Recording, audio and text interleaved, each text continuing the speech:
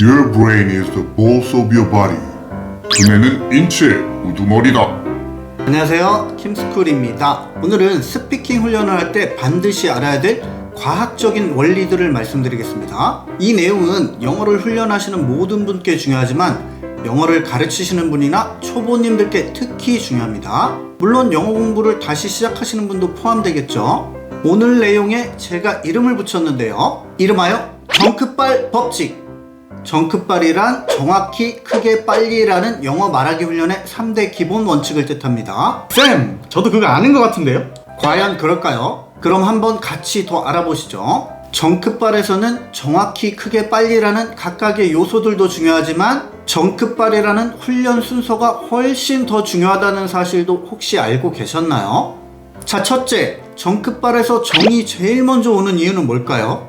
이건 처음부터 정확한 정보를 뇌에 입력하는 것이 장기적으로 매우 유리하기 때문입니다. 초기 정보를 대충 입력하거나 잘못 입력해 놓으면 나중에 고치는데 에너지가 훨씬 더 많이 소모됩니다. 나중에 어떻게 되겠지 라고 생각하기 쉽지만 발음 교정해 보신 분들은 아실 거예요. 처음부터 그냥 조금 더 노력해 두는 게 낫지 한번 잘못 입력된 발음은 고치기가 정말 힘들고 시간도 오래 걸립니다. 물론 토종 한국인이 처음부터 원어민처럼 발음하는 건 현실적으로 어렵습니다. 그래서 정확한 발음이 어려우면 원어민 발음을 비슷하게라도 흉내내고 있다는 판단이 들 때 그 다음 단계인 크게나 빨리 단계로 넘어가시기를 권해드립니다. 정확히 하라는 건 완벽해야 된다는 게 아닙니다. 자기가 할 수 있는 한도 내에서 가능하면 가장 정확한 발음을 하려고 노력하자는 뜻이죠. 이 점 오해하지 마시고요. 자, 뇌과학적인 원리는 이렇습니다. 눈으로 보는 정보든 귀로 듣는 정보든 입으로 말하는 정보든 모든 정보들은 뇌 속에 들어가서 기존 정보들과 조합을 이루어서 저장됩니다. 즉, 말하기 훈련을 할 때 입과 혀를 비롯한 발성기관들의 움직임에 관한 정보들도 기존 정보들과 함께 뇌 속에 저장되는 거죠. 쌤, 발음은 혀에 저장되는 거 아닌가요? 아, 좋은 질문이에요. 하지만 안타깝게도 철마님의 혀에는 기억세포가 없습니다. 발음에 관한 정보는 혀에 저장되는 게 아니라 두뇌에 저장되죠. 그리고 두뇌가 혀의 움직임을 섬세하게 조정하는 겁니다.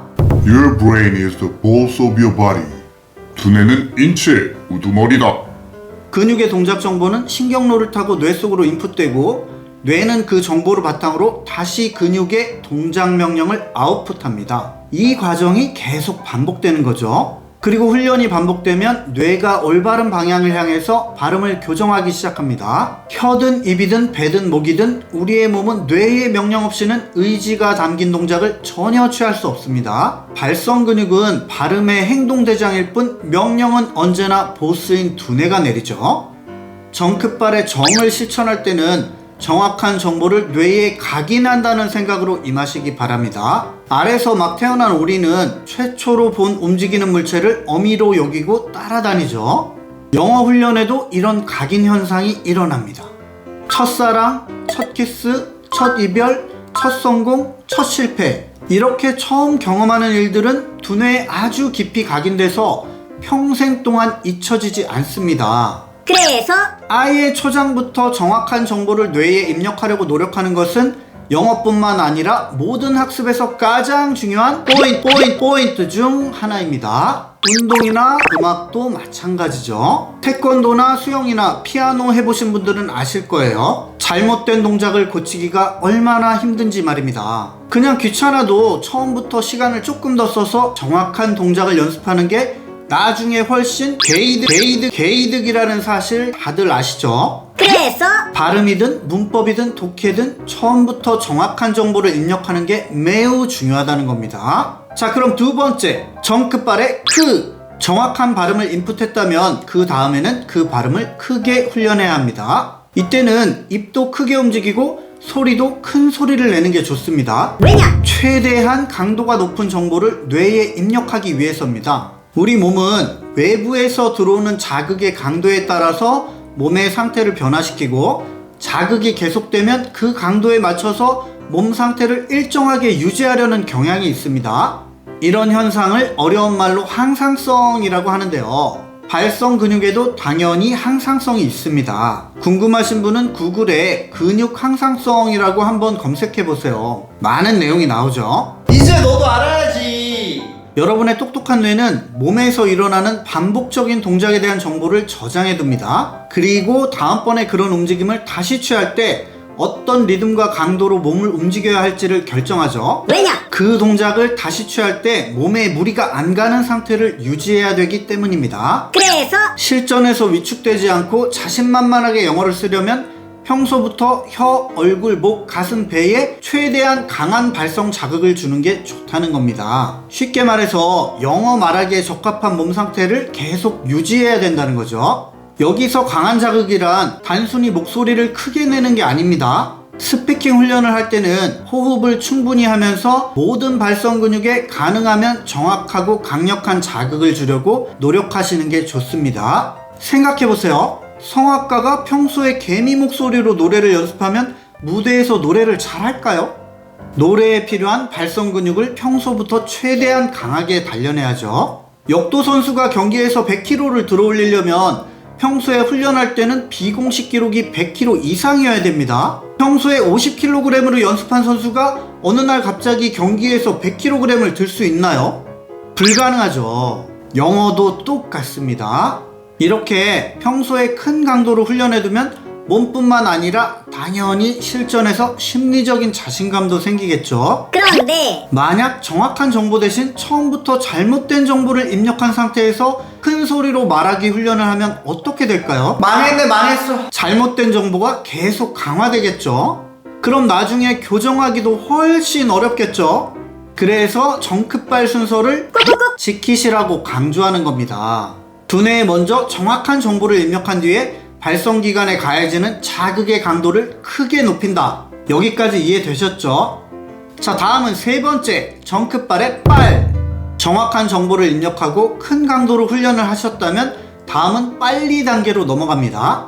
빨리가 제일 마지막에 나오는 이유는 잘못된 발음을 빠른 속도로 연습해버리면 잘못된 정보가 더 강하게 각인되기 때문이고요. 정확히 크게 훈련한 발음의 속도를 높여서 숙련도를 높이기 위해서입니다. 항상 정확히가 제일 우선이고요. 그 다음은 크게. 이렇게 정과 크가 확보되면 마지막으로 속도를 높여서 발음의 숙련도를 높이는 겁니다. 이때 주의사항이 있습니다. 정확도가 어느 정도 확보되지 않은 상태에서는 빠른 속도로 넘어가시면 안 되고요. 빨리 단계로 넘어가더라도 발음의 정확도가 훼손되지 않는 범위 내에서만 속도를 높이셔야 된다는 겁니다. 만약 속도를 높였는데 발음이 뭉개진다. 그럼 속도를 다시 살짝 늦추셔야 됩니다. 1단계 정확히, 2단계 크게 다음에 마지막 3단계에서 반드시 빠른 속도로 스피킹을 훈련해야 되는 과학적인 이유는 크게 두 가지인데요. 첫 번째는 바로 원어민처럼 빠른 속도로 말하는 데 필요한 근육을 만들기 위해서입니다. 우리 몸의 근육은 지근과 속근으로 나뉘는데요. 복근처럼 몸 안의 장기들을 오랫동안 잡아주는 근육들은 큰 힘을 한 번에 쓰지는 못하지만 저강도로 계속 힘을 쓸 수 있죠. 이렇게 지속적으로 수축하는 근육을 지근이라고 하고요. 이두박근이나 삼두박근처럼 한 번에 몰아서 빠르게 큰 힘을 쓸 수 있지만 금방 지쳐버리는 근육을 속근이라고 합니다. 속자는 빠를 속자죠. 큰 힘을 쓰는 일에 빠르게 동원할 수 있는 근육이라는 뜻입니다. 그리고 지근과 속근은 몸 안에 섞여 있습니다. 말은 지속적으로 몇 시간도 할 수 있기 때문에 속근보다는 지근의 비율이 더 높습니다. 웨이트 트레이닝도 근육의 크기만 키우면 근지구력이 떨어져서 반복 동작을 여러 번 취할 수 없는 근육이 되죠. 밥샵이나 오브레임 같은 근육질 격투기 선수들이 엄청난 파워를 보여주지만 금방 지치는 것처럼 말이죠. 이와 마찬가지로 근육의 질을 높여서 반복적인 기능을 수행하려면 근육을 빠르게 반복적으로 움직이는 훈련이 필요합니다. 태권도를 배우러 가면 처음부터 엄청난 스피드로 발차기를 막 100번씩 하나요? 아니죠. 그런 스피드 훈련은 발차기 동작을 오랫동안 정확하게 익힌 다음에 제일 마지막에 합니다. 영어도 똑같습니다. 빠른 속도로 훈련하는 두 번째 이유는 뇌의 영어 정보 처리 속도를 높이기 위해서입니다. 여러분의 똑똑한 뇌는 같은 정보가 반복적으로 빠르게 들어오면 그 정보를 더 빨리 처리하기 위한 조치를 알아서 취합니다. 뇌세포들 사이에 연결 지점이 많아지고요. 뇌세포 사이의 결합 강도도 높아집니다. 영어를 빠른 속도로 훈련할 때 실제로 우리 뇌에서 일어나는 현상들입니다. 이런 신체적 변화가 일어나면 한 번에 더 많은 정보를 더 빨리 처리할 수 있게 되는 거죠. 마치 오솔길이었던 자리에 고속도로를 놓는 것과 똑같습니다. 오솔길에는 차가 한 대씩 천천히 지나가지만 고속도로에서는 수천 대가 한꺼번에 싱싱 달릴 수 있죠. 즉, 빨리라는 3원칙은 여러분의 영어 뇌세포에 빠른 반복 자극을 줘서 영어 오솔길이었던 자리에 영어 고속도로를 놓는 작업인 셈이죠. 영어 듣기 훈련을 할 때 보통 귀를 뚫는다고 표현하는데요. 사실은 귀를 뚫는 게 아니라 우리 뇌에서 청각 정보를 처리하는 베르니케 영역과 상언어 중추의 뇌세포들을 발달시키는 겁니다. 이 내용은 이전 영상을 참조하시고요. 초보자분들은 CNN 영어 뉴스를 처음 들으면 하나도 안 들리고 정신이 하나도 없죠. 그 이유는 바로 뇌 속으로 빠르게 쏟아져 들어오는 영어의 청각 정보들을 바로바로 제때 처리하지 못하기 때문입니다. 쌤, 그럼 말하기 훈련은 브로카 영역을 발달시키는 건가요? 아, 역시 똑똑해요, 우리 철마님. 맞습니다. 마찬가지로 말하기 훈련은 우리 뇌에서 말하기를 담당하는 브로카 영역에 있는 뇌세포들의 정보 처리 속도를 높여주는 훈련인 거죠.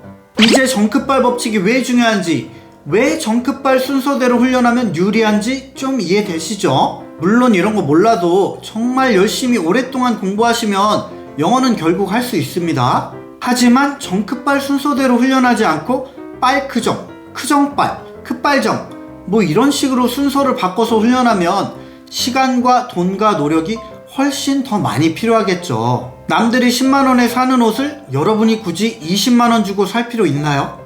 영어 공부는 기간이 길어지는 만큼 시간과 돈도 더 많이 쓰게 됩니다. 공부 효율을 높여주는 뇌과학 원리를 알면 당연히 같은 목표에 더 빨리 도달할 수 있겠죠. 저는 과학적인 팩트를 전해드릴 뿐 선택과 판단은 여러분의 몫입니다. 영상이 유익했다면 구독과 좋아요, 알람 설정 부탁드립니다. 여러분의 구독은 킴스쿨의 비타민입니다. 오늘도 부족한 영상 함께 해주셔서 감사합니다. 뿅뿅!